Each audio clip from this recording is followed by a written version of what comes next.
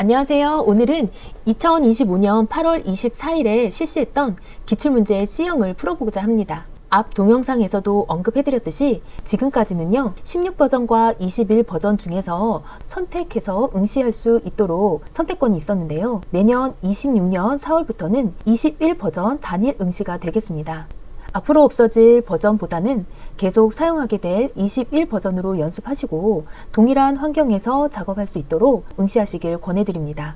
지금 컴스학에서는 21버전으로 공부하고 있습니다. 계속 함께 공부하시면 되겠습니다. 1번 문제에 들어가기 앞서서 항상 했듯이 우리는 수험자 유의사항과 답안 작성 요령을 보고 가셔야 됩니다. 어떠한 문제에서도 중요한 내용을 강조할 경우에는 굵은 글씨와 밑줄이 그어져 있죠. 마찬가지로 수험자 유의사항에 중요한 내용만 먼저 보고 가겠습니다. 수험표상의 시험 과목이 자신이 응시한 시험 과목과 동일한지 반드시 확인을 해 주셔야 됩니다. 수험 번호에 맞춰서 한 고사장에 들어가게 될 텐데요. 한 고사장에는요 여러 과목에 응시한 수험생들이 함께 시험을 보고 있습니다. 그래서 관리 감독자께서는 수험생의 과목에 맞춰서 나눠주고 있는데요. 간혹 실수할 수 있습니다. 그래서 수험생들은 반드시 자신이 응시한 과목과 동일한지 확인을 먼저 하고 문제를 보시기 바랍니다. 그리고요. 중요한 내용이라고 항상 강조를 해드리고 있는데요. 작업을 하고 있는 중간에라도 주기적으로 저장을 하시고요. 답안 전송까지 하셔야 됩니다. 답안 폴더에 경로가 나와 있잖아요. 이 경로 안에 수험 번호 빼기 성명으로 저장을 할 텐데요. 먼저 저장을 하신 후에 전송을 하셔야 되는데 1작업, 2작업 하면서요. 중간중간 저장을 하셔야 됩니다.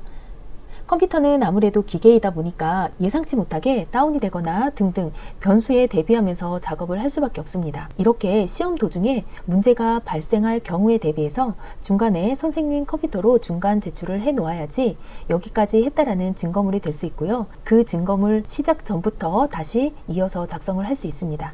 쉽게 일어날 수 있는 일이니까요. 유념하셔서 전송까지 시켜 놓으시길 바랍니다. 그 다음에는 답안 작성 요령 보겠습니다.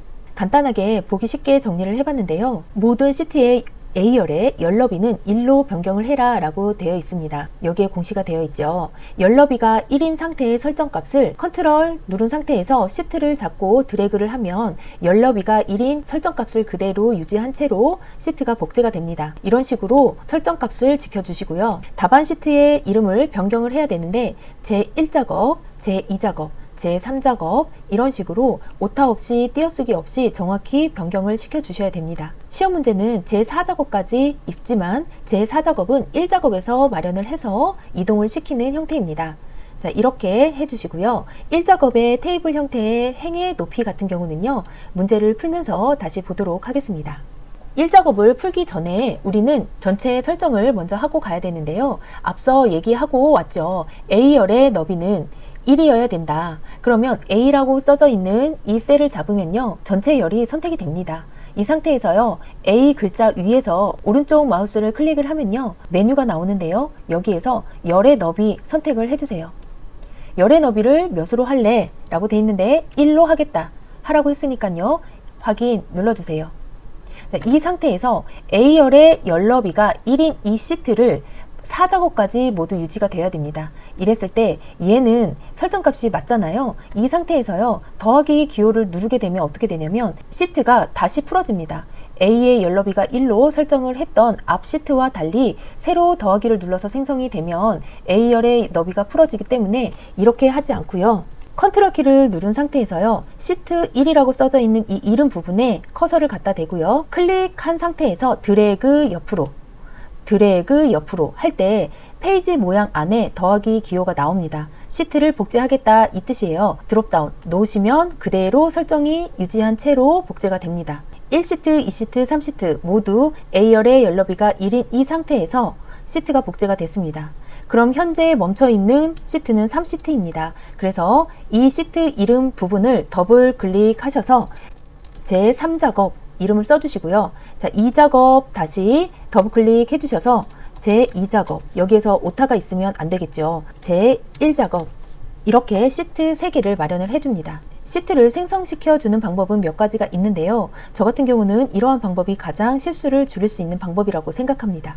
왜냐면요, 시트를 마련을 할 때 1시트를 마련을 한 다음에 그 다음에 2시트 마련을 했습니다. 그 다음에 3시트를 마련을 했기 때문에 그 당시에 머물러져 있었던 시트는 3시트일 거예요. 이 시트부터 선택이 되어 있기 때문에 이름을 작성을 하고 넘어왔을 때 현재 모든 시트의 이름을 변경을 하고 멈춘 이 시점은 제1작업 시트가 될 거예요.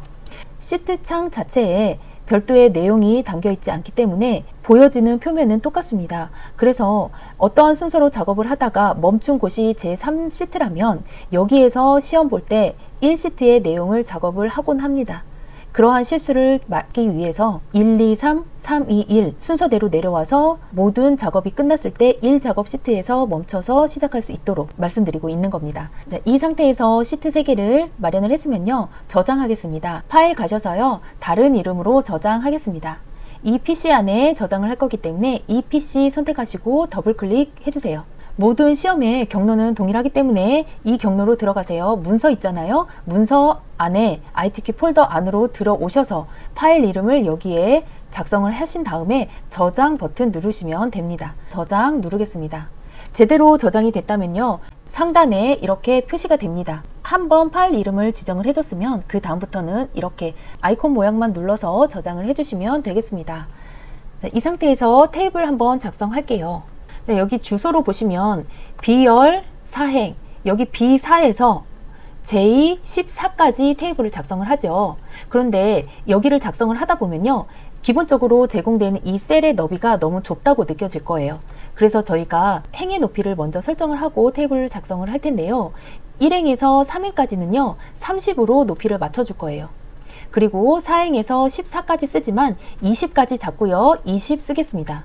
왜냐면 14와 20이 연관이 별로 없기 때문에 외우시기 힘드실까봐 그냥 우리는 3으로 끝났으니까 높이 30, 20으로 끝났으니까 20 하겠다. 적절하게 이거는 지정된 값이 아니기 때문에 감점 요소가 되지 않습니다. 우리가 사용하기 편하고 보기 좋게 작성을 하기 위함이기 때문에 이런 식으로 높이를 지정을 한 다음에 작성을 해주시면 쉽습니다. 자, 1행에서 3행까지 행을 잡고요. 오른쪽 마우스 행의 높이 3으로 끝났으니까 30이다. 이렇게 생각을 해주시고 4에서 20까지 잡으시고요. 오른쪽 마우스 행의 높이 20이다. 확인. 30과 20으로 행의 높이를 지정을 해줬지만 작업을 하시다가 높이를 더 높여야 된다라고 하면 그때그때 높여주시면 되겠습니다.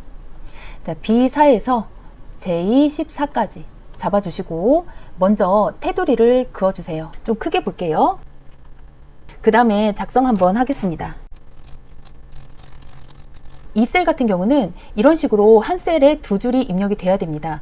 보통 우리가 줄을 바꿀 때는 엔터를 누르게 되잖아요. 그래서 줄을 바꾸겠다고 이 상태에서 엔터를 누르게 되면 다른 셀로 이동을 하는 게 엑셀입니다.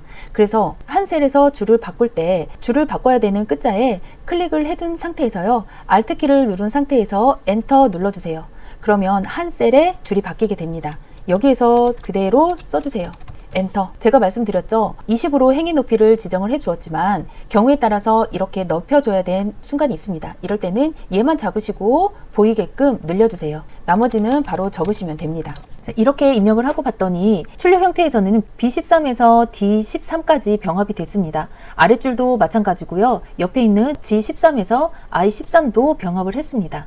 B13에서 D13까지 잡아주신 다음에 윗부분에서 병합하고 가운데 맞춤 눌러주시고요. 아래도 잡으시고 병합하고 가운데 맞춤, G13에서 I13도 병합하고 가운데 맞춤, F13에서 14는 선택을 하셔서 마찬가지로 병합하고 가운데 맞춤 해주신 다음에 오른쪽 마우스 셀 서식 테두리 부분에서 대각선 눌러주시고 확인하고 나오시면 되겠습니다.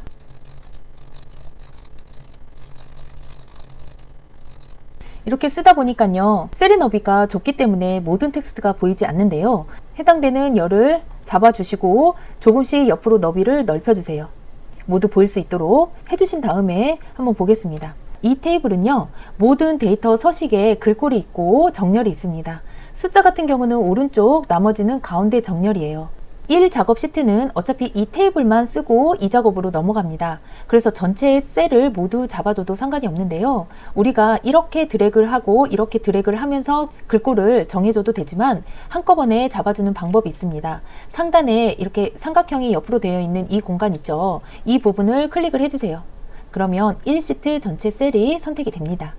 1작업 시트의 모든 글꼴은 굴림의 11이라고 했기 때문에 굴림을 선택을 해주시고 엔터 눌러주세요. 굴림 11, 그 다음에 기본적으로 가운데 정렬을 맞춰주신 다음에 숫자만 오른쪽으로 정렬을 바꿔주겠습니다. 자, 등록 경로 같은 경우도 너비가 좁아서 모든 텍스트가 보이지 않는데요. D와 E 사이에 커서를 갖다 대면 양쪽 방향의 화살표가 나온 게 보일 거예요. 이 상태에서요, 더블 클릭 해주시면 텍스트에 맞춰서 자동 너비가 설정이 됩니다.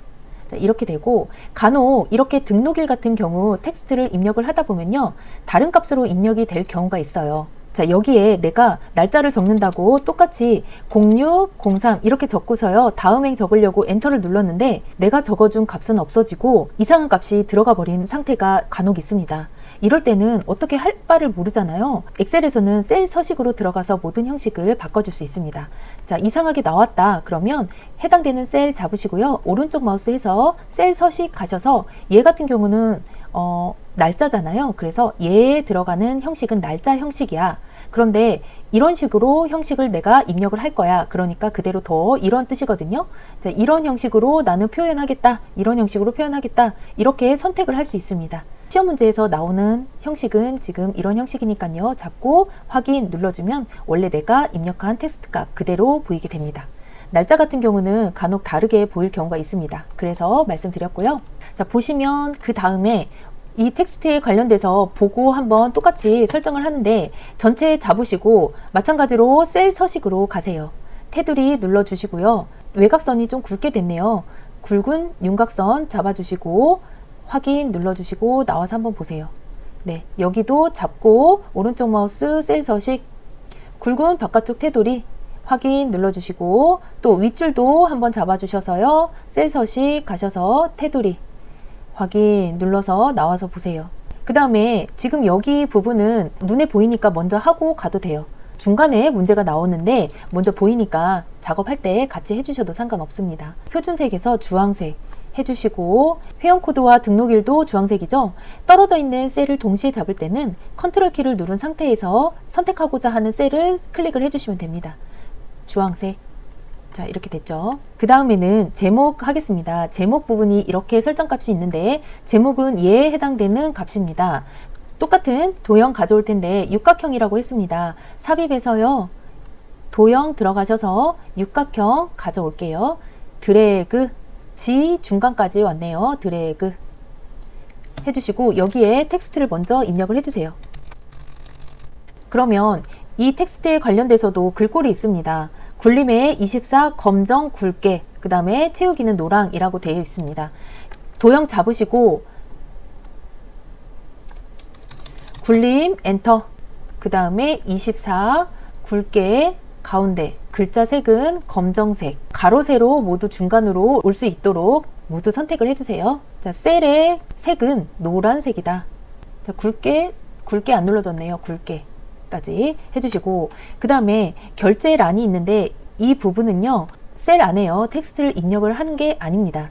얘 같은 경우는 그림으로 복사를 해서 붙여넣는 형식으로 집어넣습니다. 그래서 여기에서 중요한 부분은 지금 현재 테이블과 상관없는 셀로 이동을 하셔서 여기에서 작업을 하시고 삭제까지 해주셔야 돼요. 보면 두 줄 하고 네 칸이잖아요. 두 줄에 네 칸, 테이블 형태의 테두리 넣어주시고, 이 부분은 병합해야 되니까 병합해 주시고, 글자를 먼저 넣어 볼게요. 결, 한 셀에 줄을 바꿔야 되니까 Alt키 누르고 엔터, 결제하고. 너비가 보니까요, 결제란 같은 경우는 좀 길죠. 해주고 폭은 좀 좁혀주시고 나머지는 비슷한 것 같아요. 이 상태에서 컨트롤 C로 복사를 해주세요. 그리고 나면 붙여넣기가 이렇게 보이는데, 가려고 하는 H1셀 잡아주시고 붙여넣는데 그냥 붙여넣는 게 아니라 그림 형태로 붙여넣겠다 옵션을 선택해주세요. 자, 이렇게 하면 지금 남아있는 공간보다 결제란이 좀 작은 것 같아요. 그러면 좀 적절하게 크기를 키워주시면 됩니다. 자, 몇 센치 몇 센치 이런 식으로 정해진 값이 없기 때문에 보신 다음에 적절하게 크기를 늘려주시거나 줄여주시면 되겠습니다. 자, 이렇게 하시고요. 여기에서 원본은 삭제해라 라고 되어 있습니다. 그래서 잡으신 상태에서 오른쪽 마우스 삭제, 왼쪽으로 밀기 해서 원본이 삭제될 수 있도록까지 마무리를 해주시면 되겠습니다. 자, 어디까지 했냐면 결제란 작성했고요. 주황색도 먼저 하고 왔죠. 자, 그 다음에 유효성 검사인데 유효성 검사는 H14셀에 하래요. 14셀에 뭘 해라? B5에서 B12 그러면 B5에서 B12는 이 영역이잖아요. 얘가 선택될 수 있도록 어디에 넣어라? H14 여기 셀에 유효성 검사할 수 있도록 B5에서 B12 셀이 목록의 형태로 선택할 수 있도록 표시를 해라 라는데 간단하게 말하면 유효성 검사다. H14 셀 선택을 먼저 하신 다음에요. 데이터로 가셔서 유효성 검사 부분에 오셔서요. 데이터 유효성 검사 옵션을 선택을 해주세요. 자, 이렇게 왔잖아요. 얘가 어떤 형식으로 선택을 되냐? 목록 형식으로 보인 다음에 사용자가 선택할 수 있도록 하겠다. 원본은 어디를 할 거냐? 문제에서 나왔듯이 B5에서 B12 이렇게 드래그해서 영역을 선택을 해줍니다. 자, 놓으면 저절로 내가 드래그한 원본이 들어가죠. 확인 눌러주세요. 그럼 지금은 아무런 반응이 없지만 옆에 옵션이 있습니다. 드롭다운을 눌러주면 B5에서 B12에 들어가 있는 모든 텍스트가 이렇게 목록 형식으로 나와 있죠. 너가 입력하지 말고 선택을 할 수 있도록 내가 하겠다 이겁니다. 자, 그러면 출력 형태에 나와 있는 값을 똑같이 꺼내 놓겠습니다. 이렇게 하는 게 유효성 검사입니다. 자, H5에서 H12 영역에 숫자 뒤에 회를 붙이시오. H5에서 12, 입력을 안 했네요. 입력을 먼저 빠르게 좀 할게요. 전체 잡으시고 셀 서식 가셔서 사용자 지정으로 가주세요. 얘의 형태는 숫자니까 샵, 콤마, 샵 0 이 형식을 꺼내 오시고 쌍따옴표 안에 회를 넣어 줄 거예요. 그러면 쌍따옴표 여시고요. 회 적으시고 쌍따옴표로 닫아주세요. 그러면 미리 보기에서 보이죠? 이런 형식을 원하는 거기 때문에 자, 확인 눌러주셔서 정답 확인해 주세요. 그 다음에 F5에서 F12, F5에서 F12 이 영역에 나이로 이름 정의하시오. 이름 정의는 간단하니까 F5에서 F12까지 잡아주신 다음에 여기 있습니다. 여기 이 영역 자체 여기가 이름 정의를 해주는 곳이기 때문에 그냥 F5 써있는 부분을 더블 클릭해서 잡아주신 다음에 이름 정의로 하라고 했으니까 나이 이렇게 적어주시고 엔터 눌러주면 이 범위에 관련된 건 나이로 이렇게 이름이 정의가 된 겁니다. 얘의 뜻은 뭐냐면요. F5의 주소값과 나이와 동일한 역할을 합니다. 우리는 어떠한 값을 계산을 할 때 엑셀에서는 셀 주소를 가지고 계산을 하잖아요. 그럴 때 F5에서 F12 이렇게 하지 않고 나이라는 텍스트만 입력을 해도 이 주소값을 찍은 거와 동일시 하겠다. 이게 이름 정의입니다. 여기까지 한 다음에요. 1번에서 7번까지 함수를 계속 해야 되지만 잘하시는 분들은 그렇게 하세요. 그런데 우리가 함수에서 잠깐 어려움이 있으면 시간이 마구 지체가 돼 있거든요. 그래서 4작업까지 점수를 획득을 한 다음에 다시 오셔서 차분하게 함수를 푸시는 것을 권장드립니다. 하지만 7번은 하고 가야 된다고 했죠. 조건부 서식입니다. 조건부 서식에서는 범위를 지정하는 게 가장 중요합니다. 자, 필드명. 얘가 필드명이잖아요. 필드명을 제외한 모든 셀을 잡아주세요. 자, 아랫부분도 잡지 않습니다. 이렇게 가운데 있는 이 영역만 잡아주세요. 얘만 사용자 정의를 하기로 원하니까 자, 여기에서 잡고 홈에 가시면 조건부 서식 메뉴가 있습니다. 여기에서 새 규칙, 문제가 원하는 새 규칙으로 생성을 해줄 거기 때문에 새 규칙으로 가는 거예요. 자, 이 상태에서 마지막에 수식을 사용하여 서식을 지정할 셀을 결정하겠다. 자, 선택해 주시고 편집 부분에 클릭을 해준 다음에요. 얘가 원하는 게 뭐냐면 등록 횟수가 15 이상인 거예요. 그러면 등록 횟수라는 필드명의 첫 번째 값을 먼저 클릭해 주세요. 엑셀 같은 경우는 이렇게 행 단위로 봅니다. 첫 번째 행 조건 서식 맞는지 확인한 다음에요. 그 다음 줄로 내려가서 확인해 봅니다. 끝났으면요. 다시 그 다음 줄로 내려가서 조건에 맞는지 봅니다. 그 다음에 내려가고요. 마지막까지 차례대로 행 단위로 검색을 하게 돼 있어요. 그러면 어떤 값은 고정이 돼야 되냐면 H 값은 고정이 돼야 돼요. 하지만 행 단위로 검색을 쭉 해야 하기 때문에 지금 행은 변동이 매번 있어야 되겠죠. 그래서 고정값을 H 앞에만 이렇게 붙여주는 거예요. 절대값을 붙인다 라는 거는 F4키를 눌러서 행에 붙일 건지 열에 붙일 건지 선택을 할 수 있거든요.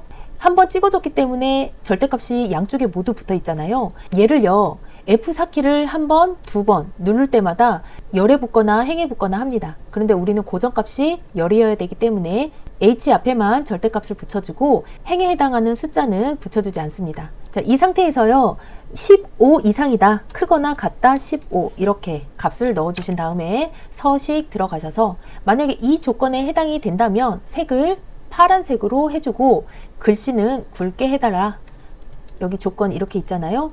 자, 이렇게 하고 확인 누르고요. 확인 눌러서 조건부 서식에 해당하는 행이 어딘지 쉽게 볼 수 있습니다. 자, 이 글씨가 굵게로 지정이 되다 보니까 어떠한 셀은 지금 항목이 보이지 않습니다. 좁아서 이렇게 나오는 거예요. E와 F 사이에 클릭해 주시면 데이터 값에 맞춰서 자동으로 너비가 조정이 됩니다. 자, 이렇게 해주시고 7번까지 했잖아요. 저장 한번 눌러주시고 이 작업으로 바로 가겠습니다. 자, 이 작업은 필터 및 서식과 피벗 테이블이 나왔는데요. 얘는 쌍으로 같이 움직입니다. 2작업, 3작업은 유형이 2개입니다. 그쵸? 이렇게 필터 및 서식, 피벗 테이블의 유형 하나와 목표값 필터와 정렬 및 부분합 유형 2가지로 나눠서 나오는데, 지금까지는 홀수달인 1월달, 3월달, 5월달 같은 경우는 목표값 찾기가 나왔어요.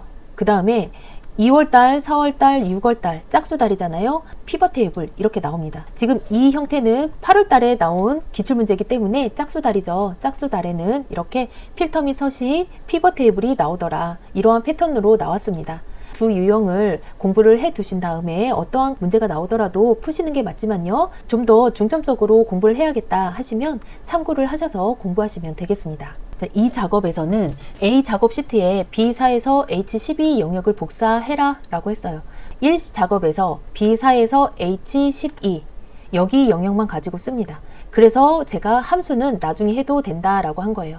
자, 영역 잡으시고 컨트롤 C 복사를 해서요, 제 2작업 시트 눌러주신 다음에 B2 셀부터 붙여넣기 해라 라고 했으니까 B2 셀 잡으시고 상단에 붙여넣기 옵션이 있는데요, 열의 너비를 유지한 채로 붙여넣겠다 이렇게 해주시고 나오시면 됩니다.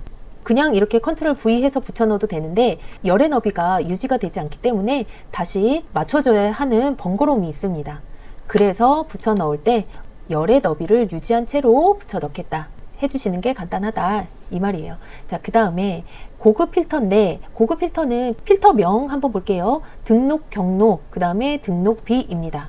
그럼 먼저 등록 경로 셀 잡으시고 컨트롤 키 누르신 다음에 등록비 셀 잡아주세요. 컨트롤 C 복사하셔서 조건의 범위가 B14 셀에 입력을 해라 라고 했으니까 B14 셀 잡으시고 아까 복사한 셀을 그대로 컨트롤 V로 붙여 넣어 주세요. 자, 이 상태에서 한번 볼게요.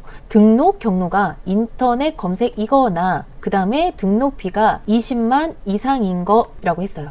이거나 라고 했으면 얘는 5호 조건이구나 이렇게 판단을 할 수 있어야 된다 라고 말씀드렸죠. 다시 한번 말씀드리겠습니다.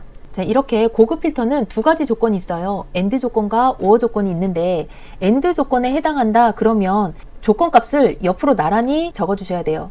그런데 얘의 문제는 OR 조건의 문제이네 라고 판단이 됐으면 다른 행에 이렇게 적어 주셔야 됩니다.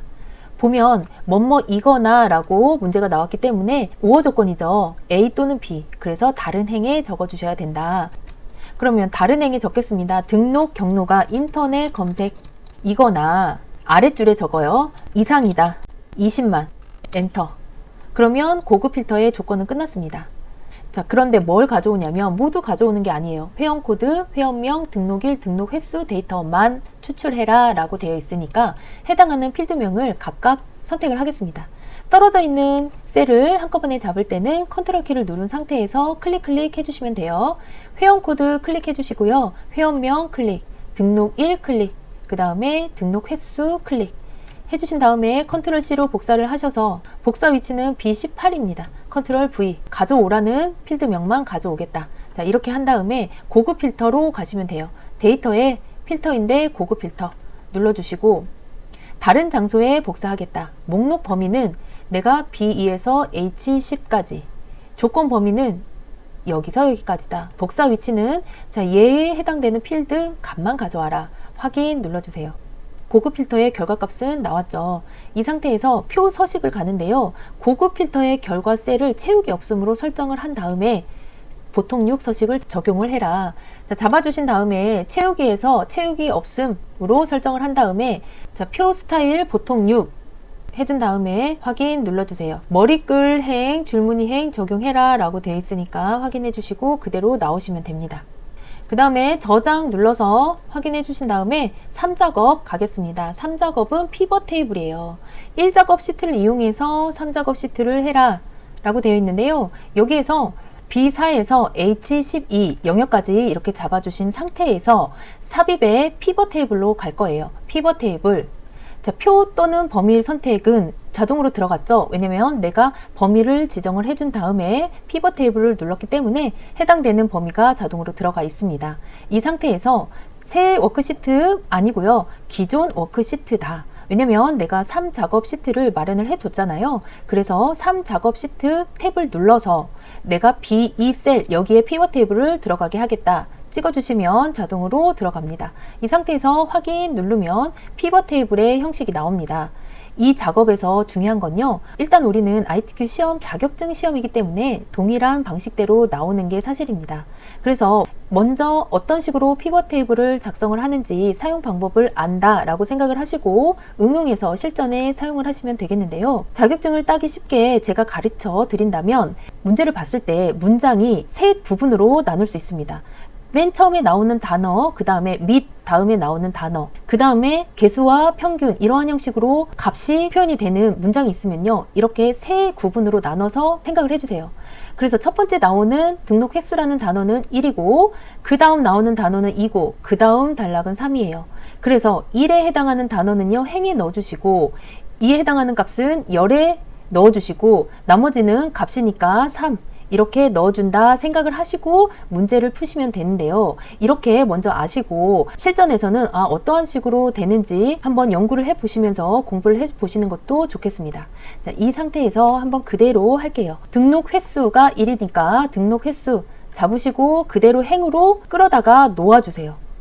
그리고 등록 경로라고 했죠. 얘를 잡으시고요. 열로 갖다 넣으시고 회원명의 개수 그러면 회원명의 클릭해 주시고 또 등록비 선택해서 놓아주시고 회원명 같은 경우는 기본값으로 개수로 먼저 나왔기 때문에 그대로 두시면 되는데 등록비는요 평균이잖아요. 선택해 주신 다음에 여기에서 값 필드 설정을 하겠다. 나는 합계가 아니라 평균이야. 이렇게 확인 눌러 주셔서 개수와 평균으로 정확히 바꿔주시기 바랍니다. 이렇게 끌어다가 놓아 주셨으면 X 눌러서 이제 나오시면 돼요. 그 다음에 2번은 등록 횟수를 그룹화하고 등록 경로를 정렬을 하시오 되어 있는데 먼저 정렬부터 하는 게 좋습니다. 등록 횟수는 얘의 그룹화를 말하는 거고요. 등록 경로는 이렇게 정렬을 해라. 지인 소개, 전단지, 그 다음에 인터넷 검색 순으로 보일 수 있도록 정렬을 해라. 이 뜻인데 지인의 지읒자에서 시작을 해가지고요. 이응으로 갔습니다. 그러면 우리는 내림차순으로 정렬을 해주면 되겠다 생각을 하시고 열 레이블 이 부분 선택해서요. 내림차순으로 정렬하겠다 선택을 해주시면 출력 형태와 동일하게 순서가 맞춰졌습니다. 자, 그 다음에 그룹화를 해야 되니까 해당되는 셀 영역 잡으시고 오른쪽 마우스 그룹 눌러주세요. 시작은 1부터 시작해서 끝이 어디로 끝났냐면 30까지 갔습니다. 단위는 몇 단위씩 띄었냐? 네, 10단위씩 띄었잖아요. 확인 눌러주세요. 그러면 이렇게 출력 형태와 동일하게 그룹화가 된 걸 볼 수 있습니다. 그 다음에 원하는 게 레이블이 있는 셀 병합, 그 다음에 가운데 맞춤 적용, 빈 셀은 별별로 표시해라. 이 두 개를 같이 할 텐데 피벗 테이블 영역 안에서 클릭을 해주시고 오른쪽 마우스 클릭해서요. 피벗 테이블 옵션 들어가겠습니다. 여기에서 똑같은 구문이 있습니다. 레이블이 있는 셀 병합 및 가운데 맞춤 여기를 체크해라 이 뜻이에요. 체크하고 빈 셀 표시는 별별로 해라. 그 다음에 확인 누르고 나가지 마시고 요약 및 필터 탭 옆에로 가세요. 왜냐면 바로 4번에서 나오거든요. 행의 총 합계는 지우고 행의 총 합계는 지우라. 체크 풀면 돼요. 나머지는 동일하게 해라. 여기를 풀어주세요. 그 다음에 확인 눌러서 출력 형태와 비슷한 형식으로 바뀌었는지 한번 보시고요. 나머지는 출력 형태랑 맞는지 보라라고 했기 때문에 우리가 여기서 봐야 될 거는 등록된 텍스트가 다른 게 있는지 한번 보는 거예요. 등록 경로라고 이렇게 나와 있지만 문제 푸는 곳은 열 레이블 이렇게 되어 있네요. 그러면 얘는 간단하게요. 더블 클릭해서 지우고 바로 쓰시면 됩니다. 나머지도 다른 부분이 있는지 보겠습니다. 행 레이블 여기도 더블 클릭해서 등록 횟수 엔터 눌러주시면 됩니다. 자, 나머지 숫자 동일한지 맞춰보는 게 더 빨라요. 자, 3 이렇게. 여기 보니까 얘 같은 경우 자, 전체 잡을게요. 전체 잡고요. 홈에 가셔서 천 단위 구분 기호 쉼표 넣어주겠다 이렇게 해주시면 간단히 출력 형태와 동일하게 천 단위 구분 쉼표가 들어갔습니다. 자, 나머지 또 동일한지 다른 점이 있는지 마저 보시고요. 자, 빈 셀에 별별 표시만 컨트롤 키를 놓고 모두 잡겠습니다. 그 다음에 가운데 정렬로 해주시면 출력 형태와 맞는 것 같아요. 자, 여기가 지금 숫자와 이렇게 나란히 있는 게 아니고 들여쓰기 한 것처럼 되어 있는 건 이 행의 너비를 좀 넓혀주면 됩니다. 자, 이 행의 너비를 좀 넓혀주면 출력 형태와 동일할 거예요. 자, 이렇게 해서 정렬까지 해주신 다음에 숫자 한번 볼게요. 111322 111322 맞죠? 그러면 이렇게 하시고요. 저장 버튼 눌러서 마무리 해주시고 끝내겠습니다. 자, 4작업 가겠습니다. 4작업은 그래프 문제입니다. 100점짜리 문제이고요. 여기도 마찬가지로 1작업 시트를 이용해서 이렇게 차트를 만들 거예요. 1작업 시트 가셔서 여기에서는 범위를 지정하는 게 중요한데요. 여기 아랫부분 보겠습니다. 유미행, 강지우 이렇게 이름이 써져 있는 이 값과 등록비, 그 다음에 등록 획수 이렇게 3개의 필드의 값을 가져오면 돼요. 테이블에 회원명 잡으시고 컨트롤 키 역시 누르시고요. 등록비 부분 전체 잡아주시고 등록 횟수 잡아주셔서요. 자, 삽입 가셔서 추천 차트로 갈게요. 추천 차트 부분에서 모든 차트 눌러서요. 맨 아래 혼합으로 가겠습니다. 원래 기본적으로 하게 되면 묶은 세로 막대형으로 작업을 한 다음에 나중에 하나의 데이터 값만 표식이 있는 꺾은 선형으로 바꾸는 순서대로 이렇게 문제를 풀 텐데요. 먼저 시간 단축을 위해서 어차피 해야 될 거 처음부터 하고 넘어가겠다 라는 건데 여기에서 혼합으로 오시면 먼저 하고 갈 수 있습니다. 혼합 보셔서 뭐를 표식 있는 꺾은 선형으로 바꿔야 되냐면 등록 횟수 계열을 이렇게 바꿔라. 어차피 나중에 바꿀 거니까 생성시켜 줄 때부터 난 바꾸고 시작하겠다 이건데 등록 횟수를 표식이 있는 꺾은 선형으로 바꾸겠다 선택해 주시고요. 보조축으로 지정을 해라 라고 했으니까 체크해 주셔야 됩니다. 이 상태에서요. 확인 눌러 볼게요. 자, 그러면 이 차트가 1작업 시트에 올라와 있어요. 그런데 얘는 제 4작업 시트로 보내야 되거든요. 이를 잡고 차트 이동 이 부분, 차트 이동 이 부분을 눌러주세요. 눌러서 새 시트를 마련을 하겠다. 그런데 그 새 시트의 이름은 제 4작업이야. 이렇게 하고 확인 눌러주세요. 4작업 시트가 이렇게 마련이 됐고 4작업 시트에 차트가 삽입이 됐습니다. 그런데 순서가 1, 2, 3, 4 이런 식으로 돼야 되는데 지금 1작업 앞에 4작업이 와버렸죠. 4작업 시트 이름 잡으시고 끌어다가 3작업 시트 뒤로 보내주세요. 순서가 1, 2, 3, 4 이렇게 정렬될 수 있도록 이 상태에서 한번 이제 보겠습니다. 차트 종류는 묶은 세로 막대형으로 작업을 하시오. 범위 1작업 시트 이용했고 새 시트 이용해서 4작업 시트까지 바꿨습니다. 자, 그 다음에 그럼 4번 할 차례네요. 4번 차트 디자인은 잡으시고요. 차트 잡으시고 차트를 선택이 되면 이 뒷부분에 차트에 관련된 메뉴가 생성이 됩니다. 이 부분을 이용해서 우리가 4작업은 마련을 해주시면 돼요. 차트 디자인 부분 눌러서 빠른 레이아웃 부분에 얘는 레이아웃 3 얘를 해라 라고 되어 있으니까 선택하고 스타일 부분도 1번 스타일을 사용해라 이렇게 선택을 해주시면 됩니다. 자, 여기에서 이제 5번 갈 텐데요. 먼저 우리가 값을 가져올 때요. 모든 값을 가져왔는데 출력 형태의 값은요. 6개만 필요해요. 그런데 내가 가져온 값은 8개니까 불필요한 값 2개는 빼줘야 되는데요. 어떻게 빼주냐면 아랫부분에 차트 필터 있습니다. 깔때기 모양 있는데 얘를 선택을 해서요. 해당되지 않은 값은 체크를 풀어주시면 돼요.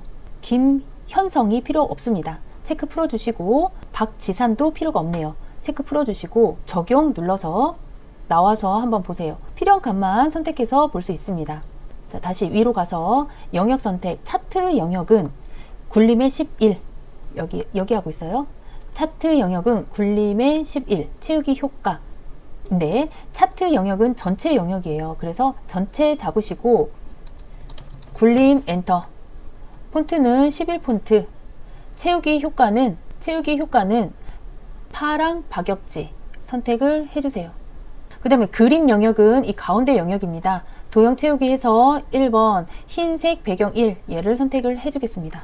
자, 6번은 제목 서식 부분인데 제목은 여기 있죠. 설정값 보면서 하겠는데요. 먼저 잡고 기본적으로 들어가 있는 값이 회색이에요. 근데 우리는 검정색으로 바꿔줘야 된다는 거 잊지 마시고요.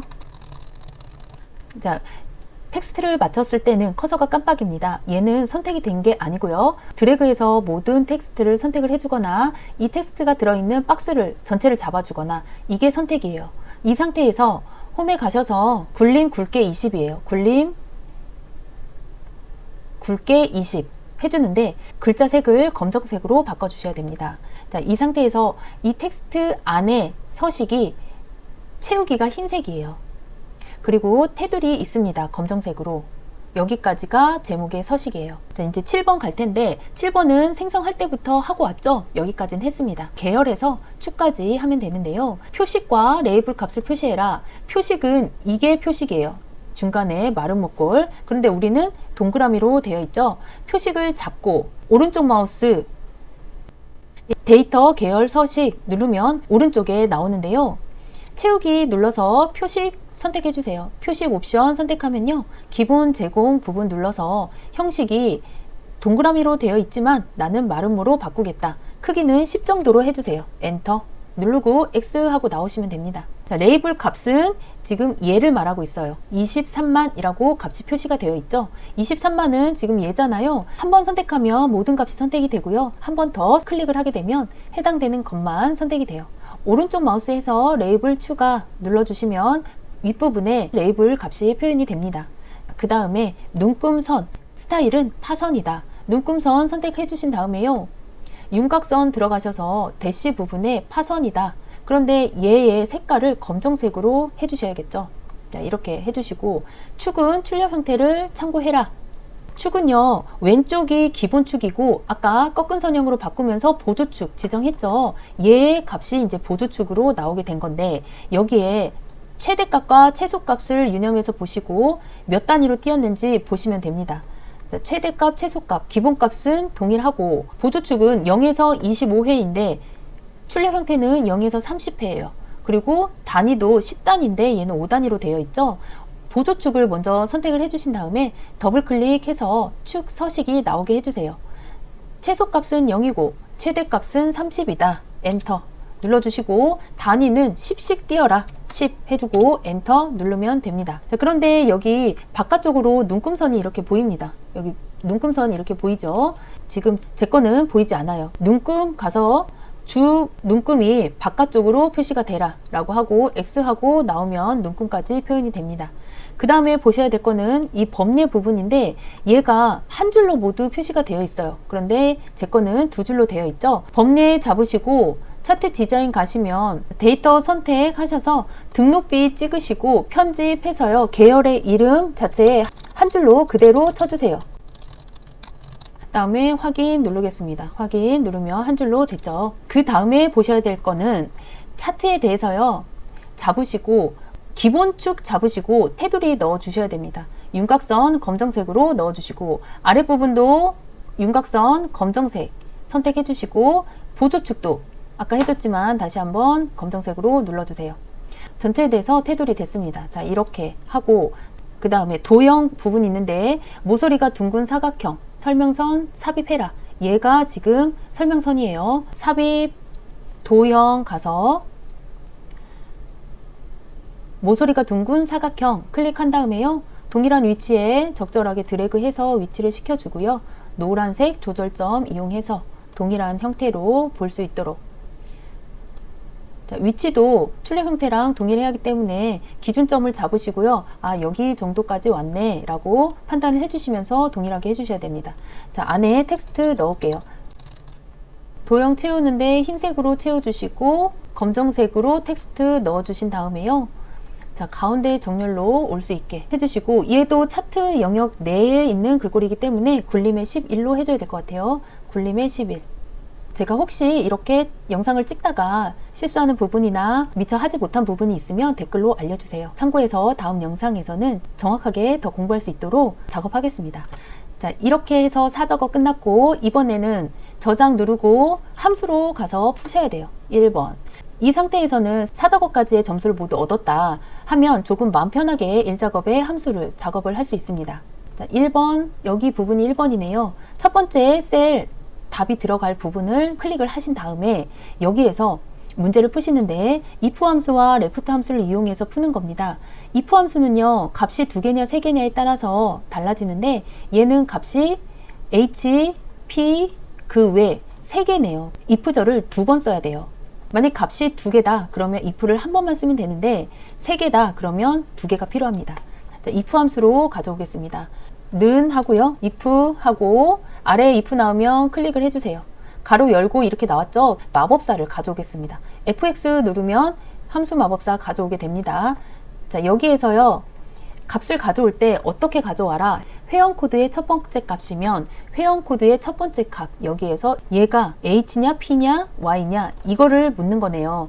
left를 이용해서 가져올 수밖에 없겠죠. 문제가 left 함수를 사용해라 라고도 되어 있고, left 하고 가로 열고 닫고 가운데 어떤 값을 찍어야 되냐면 회원 코드 첫 번째, 일단 행 단위로 함수는 풀어지는 거기 때문에 첫 번째 값 먼저 찍어 볼게요. 여기에서 left는 왼쪽이죠. 왼쪽에서 몇 개를 가져올래? 근데 얘는 첫 번째 값을 물어봤기 때문에 왼쪽에서 쉼표 첫 번째 값을 가져와 라고 했어요. 자, 그렇게 했어요. 이 상태에서 if로 다시 눌러주세요. 그러면 함수 마법사가 if로 갑니다. 이 첫 번째 값이 는 h야 라고 물어보는 거예요. h야? 그럼 만약에 참이니? 그러면 health를 넣어 라고 하는 거죠. health. 그런데 나 아니라면 if 함수를 또 가져와야 돼요. 만약에 아니라면 if 가로 열고 닫고 눌러주면 그 새로운 if 함수의 마법사로 갑니다. 자, 여기에서 다시 가야 되죠. 첫 번째 값이 left 값 찍어 주시고 첫 번째 값 가져와라.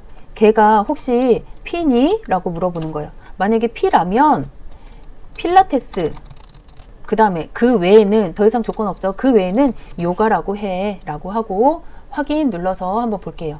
자, 헬스 나왔죠. 드래그 해서 마지막까지 값을 확인합니다. 자, 맞게 나왔습니다. 자, 그 다음에 이번에는 month 함수를 사용을 하고 연산자. 자, 얘를 보시면 1이 아니라 1월, 2가 아니라 2월 이렇게 해라 라고 되어 있잖아요. 등록일 보면 값이 이러한 형식으로 되어 있는데 이 가운데 있는 month에 해당하는 값만 가져와라 라고 되어 있으면 얘 자체가 날짜 형식으로 되어 있잖아요. 이 상태에서 는 하고요. 그대로 month 해주세요. 아랫부분 함수 가져와서 fx 눌러 볼게요. 어떤 거? 예 하고 확인 눌러 볼게요. 그럼 6이죠. 6에서 드래그 해서 해당되는 월부터 먼저 가져옵니다. 이 값 끝에 어떻게 해야 돼요? AND 하고 쌍따옴표 안에 월 쌍따옴표 닫고 엔터 눌러주면 숫자 뒤에 텍스트가 붙여집니다. 자, 이렇게 월만 가져왔습니다. 그 다음에 40세 이상의 회원수 count if 함수를 써라. 결과값 뿌릴 셀 먼저 잡으시고 여기에 는 하고요. count if 해서 아랫부분에 나왔죠. 클릭하겠습니다. 그 다음에 fx 눌러서 우리 함수 마법사 가져올게요. 근데 얘는 정의된 이름을 이용해서 구하시오. 네, 나이에 관련된 값의 범위는 여기서 여기까지죠. 근데 우리가 위에서 나이 정의를 하고 왔어요. F5에서 F12 영역에 대해서 나이로 이름 정의를 했잖아요. 근데 이걸 이용해서 구해라 라는 거잖아요. 보통 같으면 이름 정의를 해주지 않았다면 F5에서 F12의 영역을 그대로 썼을 거예요. 근데 얘는 이름 정의된 걸로 해라. 제가 말했죠. F5에서 F10이라는 영역과 나이라는 텍스트가 역할을 동일시하게 한다. 이름 정의가. 그래서 이름 정의를 했기 때문에 나이 그냥 여기에 범위를 드래그 해주지 않고요. 나이라는 텍스트를 넣습니다. 근데 이 범위 내에서 조건이 뭐냐면 40세 이상이에요. 크거나 같다 40 잡아주고 확인 누르면 40 이상인 사람의 개수만 세어지겠죠. 자, 나왔고 결과 뿌릴 셀 먼저 클릭을 하신 다음에 는 하고 이번에는 맥스 함수예요. 맥스는 너무 간단하기 때문에 그냥 마법사 쓰지 않고 가로 열고 최대 등록비의 범위, 등록비 전체 범위만 잡아주신 다음에 가로 닫고 엔터 눌러주면 해당되는 범위에서 가장 맥스인 것만 가져옵니다. 30만 8천 맥스인 값 가져왔죠. 자, 이렇게 맥스는 너무 쉽기 때문에 다른 거 못 푸시더라도 맥스는 꼭 풀고 점수를 얻기 바랍니다. 자, 그 다음에 평균 부분은 5번 되겠네요. 5번은 라운드 업과 디 에버리지 함수입니다. 디 에버리지 함수, 얘를 먼저 보셔야 될 것 같은데요. 결과값이 12.36으로 나온다면 얘를 13으로 결과를 표현해라. 네. 그럼 우리가 맨 처음에 중요한 건 뭐냐면 12.36부터 구해야 될 거 아니에요? 12.36이라는 이 숫자는 디 에버리지 함수를 이용해서 구하는 거예요. 그럼 이 12.36을 구해야 하기 때문에 디 에버리지 함수를 이용해서 먼저 사용을 해야겠죠. 그 다음에 이 결과값이 나오면 라운드 업이라는 함수를 이용해서 13으로 표현을 합니다. 가장 먼저 구해야 될 거는 디 에버리지 함수부터 구해야겠다. 이렇게 생각을 하시고 푸시면 됩니다. 디 에버리지 함수 는 하고요. 디 에버리지 하면 아랫부분에 나옵니다. 자, 클릭하시고 fx 가져올게요. d가 붙었다는 거는 데이터베이스의 d다 라고 했죠. 데이터베이스다 라고 하는 거는 필드명을 이용해서 함수를 풀겠구나, 이렇게 생각을 하시면 됩니다. 전단지를 통해서 등록한 회원의 등록 횟수의 평균이에요. 등록 경로가 있어야겠죠. 그 다음에 등록 횟수 있어야 돼요. 그럼 범위가 적어도 등록 경로에서 등록 횟수까지는 들어가 있어야 돼요. 더 크게 잡아주셔도 되고 하는데 반드시 등록 경로와 등록 횟수는 들어가야겠죠. 그래서 저는 등록 경로와 등록 횟수까지를 데이터 범위로 잡아주겠습니다. 거기에서 등록 횟수의 평균을 구하는 거니까 보시면 돼요. 데이터베이스 클릭해 주시고요. 등록 경로에서 등록 횟수까지 데이터베이스 범위 잡아주고, 필드는 어떤 필드의 값을 가지고 에버리지를 할래? 등록 횟수를 가지고 에버리지 할 거잖아요. 하지만 그냥 하는 게 아니라 조건을 줘야겠죠. 마지막 부분에 클릭하시고요. 조건이 등록 경로가 전단지인 거, 이렇게 조건 범위를 지정을 해줍니다. 자, D가 붙었다. 데이터베이스구나. 데이터베이스는 필드명이 들어가서 작업을 하겠구나. 이렇게 생각을 하시면 조건에도 필드명을 포함한 값까지 잡아주는 게 자연스럽겠죠. 자, 이렇게 하시고요. 확인 버튼 눌러주세요.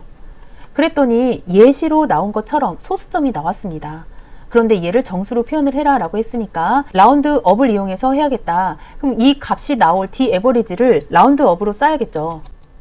가로 열고, 라운드 업은 지정한 소수점 자릿수에서 무조건 올림합니다. 그러면 얘는 정수 형태로 나온 거 보니까 콤마 하고요. 소수점 자릿수가 없으니까 0 눌러주시고 가로 닫고 엔터 한번 해볼게요. 아까의 값은 14.33인데 무조건 업해라 라운드 업을 사용했기 때문에 결과값이 15 이렇게 나온 거예요. 그 다음에 등록 1 클릭하시고요. 등록 1은 마지막이네요. vlookup, 항상 같은 자리에 같은 함수에 문제가 나옵니다. vlookup 함수. 가장 복잡해 보일지 모르지만요, 항상 같은 문제가 같은 자리에 나오기 때문에 얘는 외우다시피 하고 반드시 맞춰주세요. 결과값 뿌릴 셀 선택 먼저 하신 다음에 이 vlookup이라는 함수는요, 옆에 회원카드를 유효성 검사로 목록 형태로 나왔잖아요. 사용자가 회원코드를 선택을 함에 따라서 이 회원코드에 맞는 등록일이 나올 거예요. 그게 vlookup입니다. 회원코드를 선택을 했다. 이 회원코드에 맞는 등록일이 이 옆칸에 뿌려지게 될 거예요. 그게 vlookup인데, 자, 잡고 는 하고요. vlookup fx 눌러서 가져오세요. 첫 번째 들어갈 셀은요, 회원코드에서 지정된 값입니다. 사용자가 뭘 선택을 했냐, 그것부터 찾는 거예요. 반드시 H14 셀에 들어간 값을 가져오겠죠. 얘를 먼저 찾는 거예요. 그래서 무조건 옆에 있는 셀 찍어주면 됩니다. H14 찍어주고 그 아래 칸 내려와서 범위를 지정을 해줄 건데, 범위는 이 회원 코드의 값부터 등록일까지 잡아주시면 돼요. 회원 코드에서 등록일 여기까지 이렇게 잡아주시면 된다. 그런데 등록일을 가져올 거잖아요. 이렇게 잡아준 범위 내에서 네 번째 있는 값을 가져와라, 이렇게 해주시면 됩니다. 자, 먼저 범위 잡을게요. 회원 코드에서 등록일 범위 잡아주시고 여기에서 네 번째 있는 값을 가져와. 네 번째 범위를 지정한 것 중에서 첫 번째, 두 번째, 세 번째, 네 번째, 이거를 가져와. 이런 거예요. 그 다음에 맨 마지막은 무조건 0입니다. 0이라는 의미는 정확한 값을 가져와 이 뜻이니까 무조건 0 해주시고 외우세요. 확인 눌러주세요. 등록일 봤더니 등록일이 날짜 형태로 나와야 되는데 알 수 없는 숫자가 또 나왔습니다. 이럴 때 앞에서 설명드렸지만 셀 잡으시고 오른쪽 마우스 해서요. 셀 서식 가세요. 이 상태에서 얘에 나와 있는 형식은 날짜 형식이야. 우리가 지정되어 있는 이러한 연 4개 빼기 월 두 자릿수 빼기 1까지 하고 확인 눌러주세요. 자, 이런 형식으로 정확히 나왔습니다. 날짜 같은 경우는 유난히 셀의 서식 형식을 바꿔줘야 되는 경우가 많기 때문에 안 그래도 앞에 설명해 줬는데 마침 그렇게 나왔네요. 그래서 등록일 한번 볼게요. 회원 코드에서 선택을 하면 거기에 맞는 등록일이 나오는 형태입니다. 이게 VLOOKUP이에요. 꺼내놓기는 이제 출력 형태에서 꺼내놓은 거 가져오시면 되고요. 자, 이렇게 해서 VLOOKUP까지 끝났습니다. 자, 이렇게 모든 걸 마치면 우리가 검토할 시간이 필요한데요. 한 15분 정도 검토할 시간이 남겨둔 채로 마치면 좋습니다. 자, 1작업 보시고 2작업, 3작업, 4작업까지 확인을 해주신 다음에 저장하고요. 중간중간 선생님 있는 컴퓨터로 전송을 해 놓으셨어야 했어요. 자, 했고 그 다음에 마무리 해주시면 됩니다. 여러분 수고 정말 많으셨고요. 엑셀 같은 경우는 함수가 방범위하기 때문에 좀 까다로울 수 있는데요. ITQ 시험에 나오는 엑셀 함수 같은 경우는 조금 정해져 있습니다. 그래서 지속적으로 저희 컴삭과 함께 공부하시면서 함수도 공부하시고요.